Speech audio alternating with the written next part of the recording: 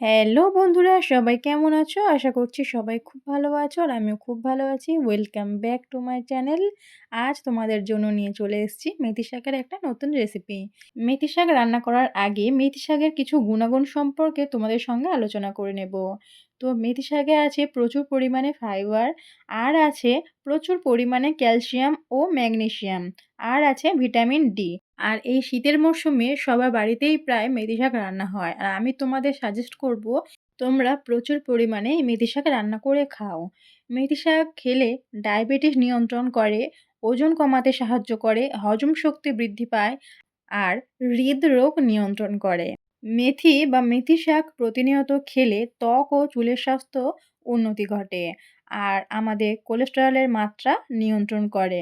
রক্তে আমাদের হিমোগ্লোবিনের মাত্রা নিয়ন্ত্রণ করে আর পেটে যাদের লিভারের সমস্যা রয়েছে সেটা থেকেও তোমরা কিছুটা হলেও মুক্তি পাবে। তো চলো ডিরেক্ট রান্নায় ফেরা যাক। তো প্রথমেই আমি শাকগুলো পরিষ্কারভাবে ধুয়ে কুচিয়ে নিয়েছি আর এখানে তেলের ওপরে দিয়ে দিলাম অল্প লবণ আর হলুদ দিয়ে ছোট ছোট টুকরো করে আমি বেগুন কেটে রেখেছিলাম সেটা ভেজে নেব। কারণ বেগুন আর শাক আমি একসঙ্গে ভাজবো না, তাহলে ঘেঁটে যাবে, একদমই ভালো লাগবে না। বেগুনটা আমার ভাজা হয়ে গিয়েছে, আমি তুলে নিলাম আর সেই একই তেলের উপরে আর একটু তেল দিয়ে সেই তেলে দিয়ে দিলাম শুকনো লঙ্কা ও কালো জিরে ফোড়ন আর দিয়ে দিলাম পেঁয়াজ কুচি। পেঁয়াজ কুচিটা অপশনাল, তোমরা চাইলে দিতে পারো নাও পারো, তবে পেঁয়াজ কুচিটা দিলে যে কোনো শাক রান্নার টেস্টটা আরও বেশি হয়। তো পেঁয়াজটা আমার এখানে হালকা ভাজা হয়ে গিয়েছে, একে একে আমি শাকগুলোকেও এখানে অ্যাড করে দেব। তো অনেকটা পরিমাণ শাক হওয়ার কারণে আর আমার কড়াইটা একটু ছোট হয়ে যাওয়ার কারণে অল্প শাক দিয়ে আমি একটু হালকা নাড়াচাড়া করে তারপরে কিছুটা শাক বাকি রয়ে গিয়ে সেটা এখানে অ্যাড করলাম। করে শাক ভাজাটা আমি ভালো করে নাড়িচাড়িয়ে ভেজে নেব আর লাস্টের দিকে যখন শাক ভাজাটা আমার পুরোপুরি হয়ে আসবে তখন আমি বেগুনটা এখানে অ্যাড করব। তো দেখো শাক ভাজাটা কতটা পরিমাণ শাক ছিল এখানে, আর যেটা হেজে হয়ে গিয়েছে একদমই অল্প। আর এই শীতে এই মেথি শাকটা প্রচুর পরিমাণে পাওয়া যাচ্ছে। তো তোমরা ঝটপট মেথি শাক কিনে ফেলো, বাড়িতে রান্না করে খাওয়া শুরু করে দাও।